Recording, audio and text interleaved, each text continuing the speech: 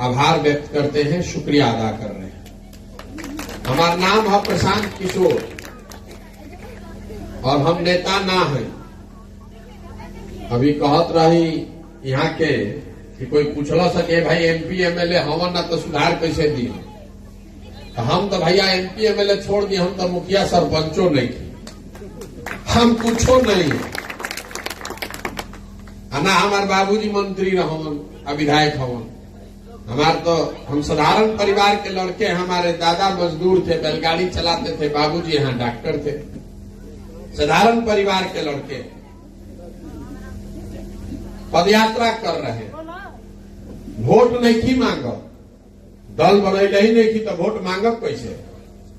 हम तो खाली पैदल चलता नहीं, वो 150 आदमी के साथ जे संगे जरा चले के मन बा चलो, जरा नहीं के मन मत चलो। तो कभी 100 आदमी चलता, कभी 20 आदमी चलता। संकल्प ले ले बानी कि पूरा बिहार में गांव शहर कस्बा देहात जाई पैदल चल के, जाके देखी, मिली लोगों से बात करी, समझी कि आखिर क्या बात पर कि बिहार हमने के आज से 50 वर्ष पहले भी सबसे गरीब रही जा और आजो सबसे गरीब बानी जा। कुछ तो बात ऐसा बात जो हमने के पकड़ में नहीं खे आवो। आखिर इतना नेता चुन के अल, इतना दल के रुआ वोट देनी, मान ली कि जे आई ले जा नेता बनल, जौन काम कहत कि कोई नहीं मान लिहल जाओ, का बहस करे के मतलब है कि के कैलस के ना कैलस। हम कह रहा मानी कि जिसने जो किया या करने का दावा कर रहा है उसको सत्य मान लीजिए। उसके बाद भी एक माने में तो कोई दिक्कत नहीं थे कि भैया बिहार देश का सबसे गरीब, सबसे पिछड़ा, सबसे ज्यादा भुखमरी, अशिक्षा और बेरोजगारी वाला राज्य है। ये तो साफे बुझाता कि भाई 40-50 वर्ष जो रास्ता पर हमने के चलल बानी जा, चलता नहीं जा, वो रास्ता से तो विकास ना हो सके। अगर होके के रही तो अबले हो गई रही, तो हम चलत बानी वो रास्ता निकाले, देखत तानी, समझल तानी, प्रयास करत तानी कि नीचे जमीन के जो स्थिति बा ओकरा के समझल जाओ, समझ बूझ के रास्ता निकालल जाओ। लेकिन संगे संगे इहो बतावे चलल बानी कि आखिर ये दुर्दशा में हमने के बानी जा कहां। देखिए हमने के बिहार में इतना काबिल आदमी बाणन, बिहार के आदमी के और कुछ आवे चाहे ना, पढ़ाई होके चाहे ना, रुपया होके चाहे ना, खेती होके चाहे ना, ये जमीन के ऐसा ताकत बा कि राजनीति के समझ सब के बाद बिहार यूपी के 4 गो लड़कन के जहां बैठा दी तो देश भर के राजनीति रोवा के समझा दियो। नहीं राजनीति के समझ है आदमी के बहुत बात। तो 5 वर्ष हमनी के बैठ के बतियावत आनी जा कि एजा कितना भ्रष्टाचार बा, एजा सड़क नहीं थे, नाली नहीं थे, गली नहीं थे, गरीब के घर नहीं थे, लड़कन के रोजगार नहीं थे, पढ़े के व्यवस्था नहीं थे। रवा की खेती किसानी करत तानी तो 277 के यूरिया 500 में खरीदत तानी, 2000 के धान 1500 में बेचत तानी। ये सब बात रवा मालूम बा, रोज रवा बतियाव तो बानी। बिहार में रवा जहां चल जाए, घर में, दलान में, चौक चौराहा पर, खेत खलिहान में, चाय के दुकान पर, सैलून में, जहां 4 आदमी बैठी है बतियाई, रवा सब मालूम बा, रवा रोज बतियाव तो बानी। लेकिन जहिया वोट होई इस सब बात भुला जाए। वोट के दिन बिहार के आदमी के 4 गो बात याद बा। पहला बात, हमार जात का बा, के हमारा जात के खड़ा बाप किया, चलो इनके के वोट दिया। जे जात से बच गए, वो धर्म के नाम पर हिंदू मुसलमान सब हिंदू एक हो जा। मियाँ जी लोग ना जीते के चाहे, मुसलमानों डर के आदमी कहता भैया सब एक वोट हो जाओ, सब हिंदू एक हो गए तो हमनियों के एक हो जाओ। तो जो जात से बचा वो धर्म भारत पाकिस्तान पुलवामा के नाम पर वोट दे रहा है। जे दोनों से बच जाता तो कहता कि भैया कुछो हो जाओ, हमने के कतनो कष्ट में जियता नहीं जा। लेकिन हम लालू जी के अपराध वाला जो राज रहे ना, बड़ा दिक्कत रहे, वो ना चाहिए। तो समाज का एक वर्ग है जो किसी को वोट दे देगा लेकिन लालू जी को वोट नहीं देगा, तो भाजपा को जाके मजबूरी में वोट दे रहा है। और चौथा, हम लोग के मुसलमान भाई लोग हैं, ये लोग कहते कि भैया जी ही चाहे मौरी, भाजपा के ना वोट दे सकी जा। भाजपा तो मुसलमान विरोधी पार्टी बा। तो बिहार में भैया बचल के, बिहार में तो दुइये गो दल बा, एगो मोदी जी के भाजपा, एगो लालू जी के ललटेन। नीतीश कुमार बेचारे के तो पते नहीं थे, कभी ललटेन पकड़ के लटकी हम, कभी कमल के फूल को बैठ के फवरी हम, बुझाते नहीं के बड़ी। तो मुसलमान भाई लोग कह रहा है कि जाए कि भैया अब जियल जाओ चाहे मरल जाओ, भाजपा के दे ना सकी तो ललटेने लौको तय करे पर वोट दबावल जाए। रवा ईमानदारी से सब या होशियारे आदमी बा, बताई यही 4 चीज को न वोट दिया था, तो काहे कि हमने के माथा पीटता नहीं जा। नेता होके कि पब्लिक बैठ के घंटों चर्चा, ए भैया शिक्षा सुधरे के चाहे, ए भैया भ्रष्टाचार रुके के चाहे। अरे भाई, जब रुआ कतनो बतियाई भोटवा वही 4 चीज को देवे के बाद रुआ जानता नहीं, हम जानता नहीं, तो नेतो जानता सब कि बिहार के जनता कतनो बतिया ले, हंस के गा के गरिया के वोट यही 4 चीज को दी हो जा। यही से नेतो नहीं खसन दे रहा। इसीलिए ये हम लोग की दुर्दशा है। आधा समाज बंधुआ मजदूर बन गया है। कोई जात के नाम पर बंधुआ मजदूर हो गई, कोई धर्म के नाम पर बंधुआ मजदूर हो गई, कोई लालू जी के डर से भाजपा के, और कोई भाजपा के डर से लालू जी के वोट देता। आपन लइकन खातिर कोई वोट नहीं खे दे।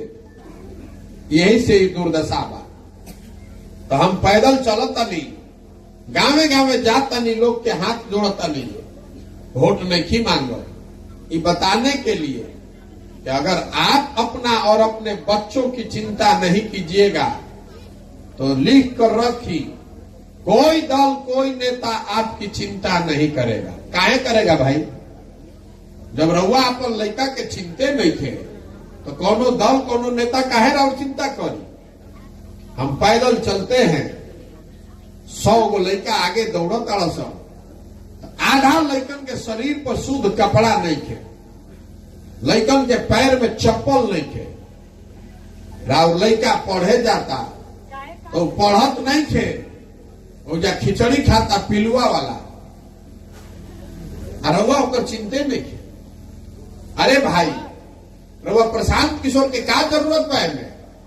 अगर आपका लड़का पढ़िए नहीं रहा है, पिलुआ वाला खिचड़ी खा रहा है, कॉलेज से खाली डिग्री ले रहा है, तो मजदूर ना बनी तो कलेक्टर बनी।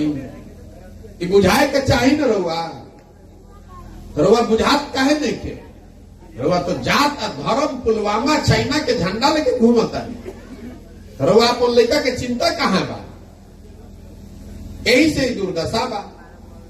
आदमी कहते कि हमरा के नेता ठग ले लो, हम रउआ कहता नहीं, रउआ कोई नेता नहीं के ठग। अरे नेता ठगी तो एक बार ठग ली, 2 बार ठग ली। अगर रउआ 50 बरी से ठगाता नहीं तो एक मतलब बा कि कुछ गलती हमनियों में बा। अब की हाली प्रशांत किशोर आयल बालन तो प्रशांत किशोर ठग ली हम। आप इस भ्रम में मत रहिए कि नेता आपको गलत बोल रहा है। आपने जो बोया है वही आप काट रहे हैं। हमनी के जात को वोट देले बानी जा, तो हर जगह बिहार में जात के चर्चा होता कि नहीं हो। हमनी के वोट देले बानी जा भारत पाकिस्तान के नाम पर, तो जैसे ही वो टीवी खोलता नहीं तो मैं भारत पाकिस्तान सुनाई देता कि नहीं देते। तो वह वोट देले बानी हिंदू मुसलमान के नाम पर, तो जहां देखी न्यूज में यह चर्चा होता, हिंदू मुसलमान हिंदू मुसलमान। तो यही बताने चले हैं कि खेती बबूल का कीजिएगा तो आम कहां से खाइएगा। आप शिक्षा पर वोटे नहीं कर रहे हैं तो शिक्षा सुधरेगा कैसे? हतना आदमी खड़ा बा, जे करे करवा माइक दे दी, वो ये कही कि भैया शिक्षा सुधारी, तो तनी अपन लड़कन के नाम को ईमानदारी से कही कि जीवन में कभी हमनी के शिक्षा खातिर वोट देले बानी जा, दिया कब वोट शिक्षा पर? तो जब दिल ही नहीं जाए तो सुधरी कैसे ही बता दी हमरा के। जब आप शिक्षा पर वोट दे ही नहीं रहे हैं तो शिक्षा सुधरेगी कैसे? जब आप रोजगार पर वोटे नहीं दे रहे हैं तो रोजगार सुधरी कैसे? रवा 4 किलो अनाज पर वोट देता नहीं तो रवा 4 किलो अनाज मिलता, लेकिन 4 किलो अनाज जीवन भर मिलत रहे तो गरीबी दूर होगी। गरीबी तो तब दूर होगा जब आपके घर का बच्चा पढ़ लिख कर कोई नौकरी करने लगे। गरीबी तब दूर होगा जब आपका पढ़ा लिखा बच्चा जो मजदूरी कर रहा है उसको बढ़िया रोजगार मिल जाए, वो तब न गरीबी दूर होगी। तो शिक्षा रोजगार पर वोटे में की कर आ सोचत नहीं कि कोई आके बिहार सुधार दी, जगह से मिलत नहीं तो कहता भैया रउआ आगे बढ़ी, रउआ संगे हमने के बानी जा। तो हम रउआ के हाथ जोड़ के कहता नहीं हमारा रउआ साथ ना चाहिए। अरे जो समाज अपने बच्चों के साथ नहीं खड़ा है, आप हमारे साथ क्या खड़ा होइएगा? आपको तो अपने बच्चे के साथ नहीं खड़ा होने का हुनर है। रउआ तो अपन लड़का के संगे नहीं खड़ा, इतना रउआ जात और धर्म के नशा रउआ नस में घुस गइल बा कि रउआ अपन लड़कन के कष्ट भी नहीं के समझ में आवे। हमारे संगे रउआ का खड़ा होगा भाई? हमारे साथ खड़ा मत होइए, अपने बच्चों के साथ खड़ा होइए। ये बताने चले हैं कि वोट देते समय स्वार्थी बनिए, अपना और अपने बच्चों का स्वार्थ देखिए, ना तो नेता, धर्म, जाति, विचारधारा कोई आपके बच्चे का चिंता नहीं करेगा।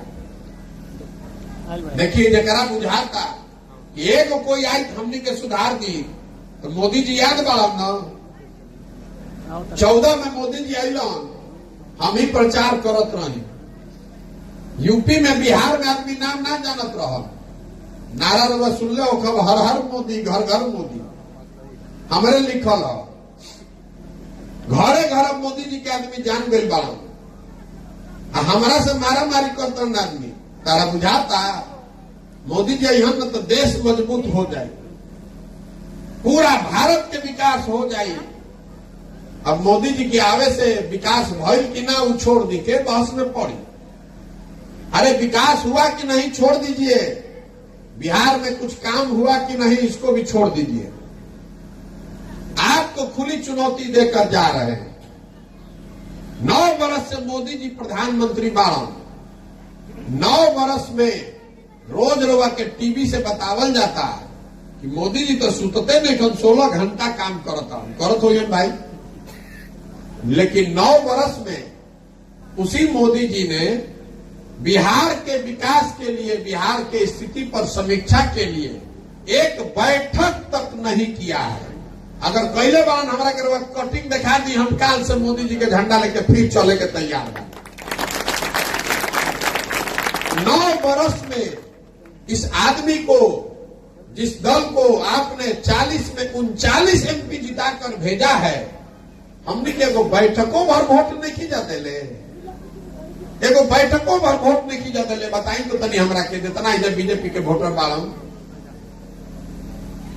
और अगर फिर जाकर आप वोट दीजिएगा बीजेपी को, कमल को, तो दोष आपका है कि मोदी जी का है? दोष आपका न है भाई। काहे वोट दे रहे हैं? आदमी कहते कि भैया विकल्पे ना रहे, कोई हमने भी विकल्पे ना रहे, रउआ विकल्प दल बनाई तो हम दल काहे नहीं बनावत? अरे भाई बिहार में तो पहले ही से 50 गो दल बा, एगो हमू दल बना ले तो एगो और ठगे वाला बढ़ जाये, हम उसे का सुधर जाये? बिहार में दल कैसे बनेला? जे बनैलस दल उहे हो गए दल के नेता। आइयो कह दिलस कि हमारा बाद हो हमार बेटा। कुल जाना तो लोग बिहार के आदमी जीवन भर झंडा लेके हमारा ढोआ जा। लोकतंत्र को ही खत्म कर दिया गया है। रवतनी सोची, क्रिकेट सभे देखा था, अगर सुनील गावस्कर के लड़का ही खेली तो तेंदुलकर के हम और वह कहां देखले रहती जा? तेंदुलकर के लड़का अगर क्रिकेट खेली तो विराट कोहली कहां से आई रहता? तो तो अगर नेता का ही लड़का नेता बनेगा तो दूसरा आदमी कहां जाए? बिहार में पिछला 30 वर्ष में जितना आदमी एमएलए एमपी बना है, जिस दल से बना है, सब पार्टी के जोड़ दी तो वह पता चली कि 1250 परिवार के आदमी एमएलए एमपी बनल बा। बिहार में रहता 3.5 करोड़ परिवार, 13 करोड़ आबादी बा हमनी के, और 1250 आदमी परिवार के आदमी चला रहा बा पिछला 30 वर्ष से। तो सामान्य परिवार के लड़का कहां जाइए सब? रउआ में खूब हुनर बा, खूब काबिलियत बा, लेकिन रउआ उपाय नहीं थे। काहे से रउआ विधायक के लड़का नहीं थी, रउआ बिजू लूटल पैसा नहीं थे। तो यही से पदयात्रा में चल रहा बानी कि गांव शहर देहात से हर उस आदमी को ढूंढ कर निकाले जो कह रहा है कि ना भैया रउआ ठीक कहता नहीं, हमने के मिल के लइकन खातिर ये नया व्यवस्था बनावे के पड़ी। हम ये पूरा अभियान मेरे पीछे चलने वालों के लिए नहीं है, हम ऐसे लोगों को ढूंढ रहे हैं जो हमारे साथ चलने का जज्बा रखते हैं। कि कार्यकर्ता बनावे का अभियान ना हो, यह अभियान है ऐसे लोगों को ढूंढने का जो मिलकर इस व्यवस्था को बनाना चाहते हैं। आदमी पूछा था कि वह कैसे बुझाई कि सही के बा गलत के बा, पर लिखल बा सही लोग सही सोच। तो सही लोग कैसे खोजाता?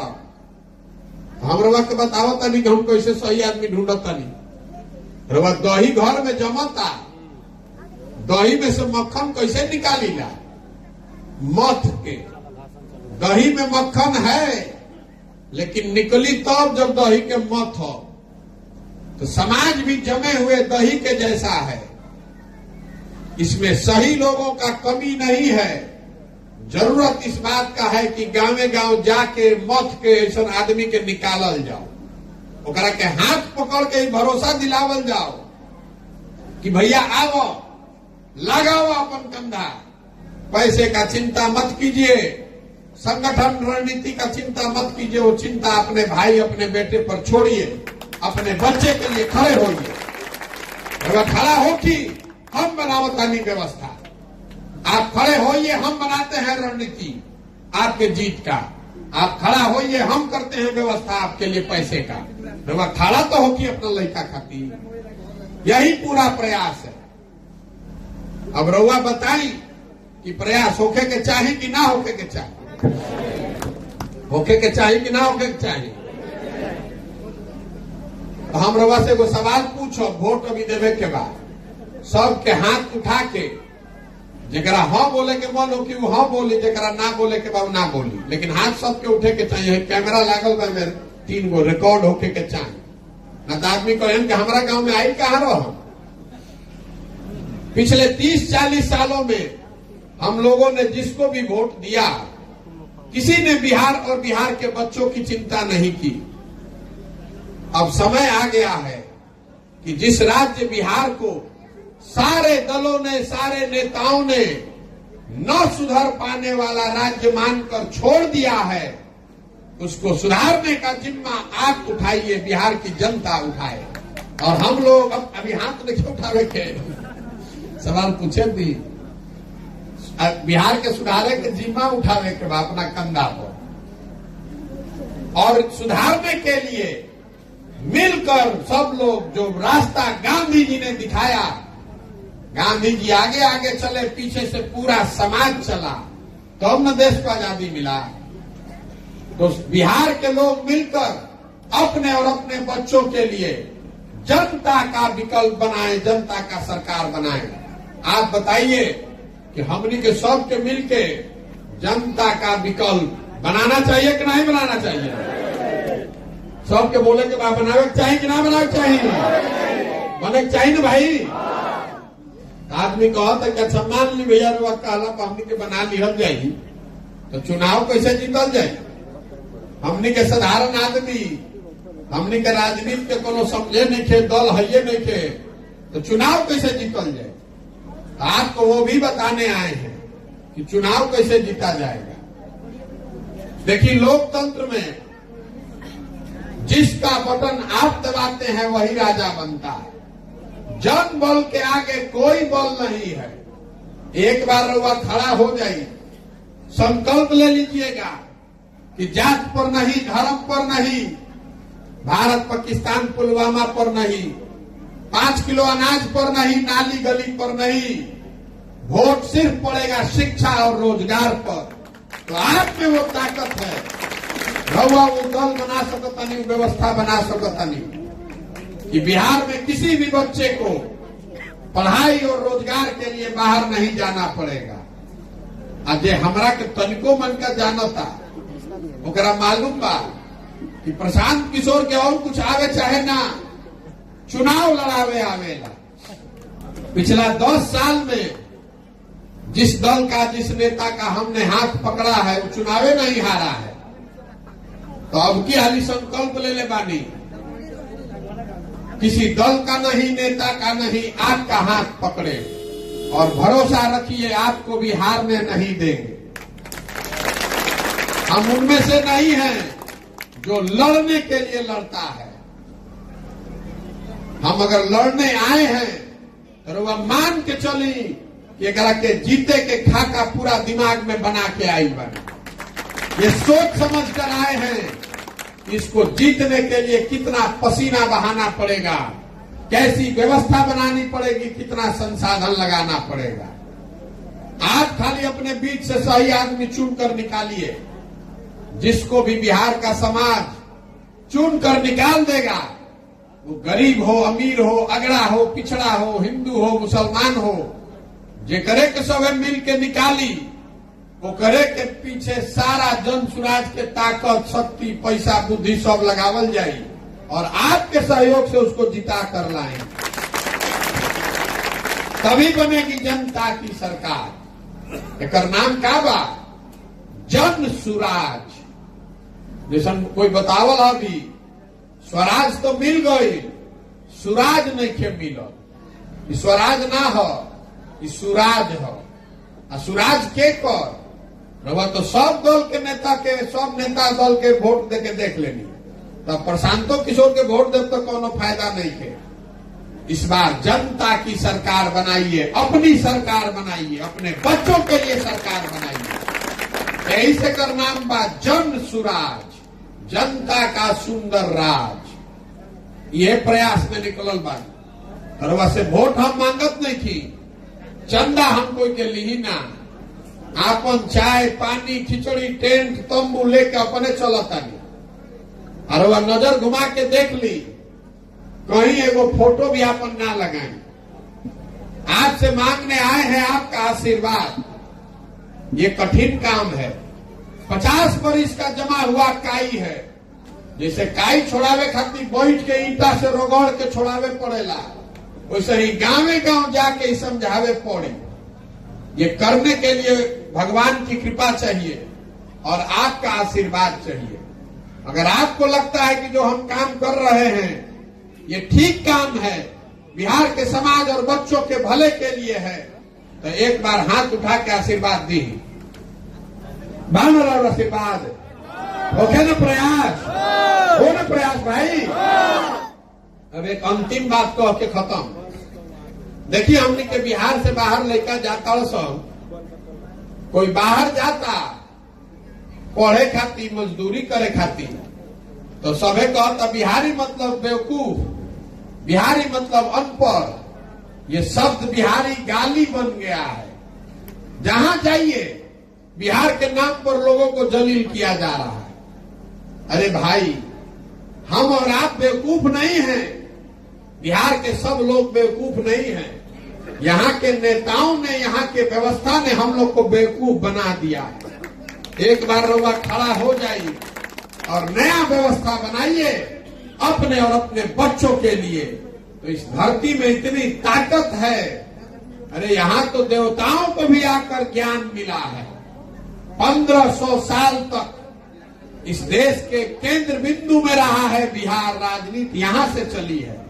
और आज हमने के दुर्दशा देखी, 26 एमपी का राज्य है गुजरात, तो गुजरात का आदमी बन गया फैक्ट्री का मालिक, और 40 एमपी का ये गौरवशाली अतीत वाला बिहार, हम लोग का लड़का बन गया फैक्ट्री में मजदूर। हमने के आंखें में के खुला तो ये बदलना चाहिए कि नहीं बदलना चाहिए? बदलना चाहिए ना। तो संकल्प लीजिए कि अपने बच्चों को पढ़ाइएगा।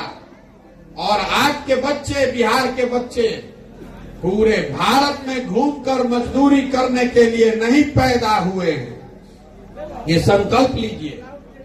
हमारा से आदमी पूछा था, ये भाई इतना बढ़िया बढ़िया बतियावत अपना खातिर का चाहता हमरो वो बतावता।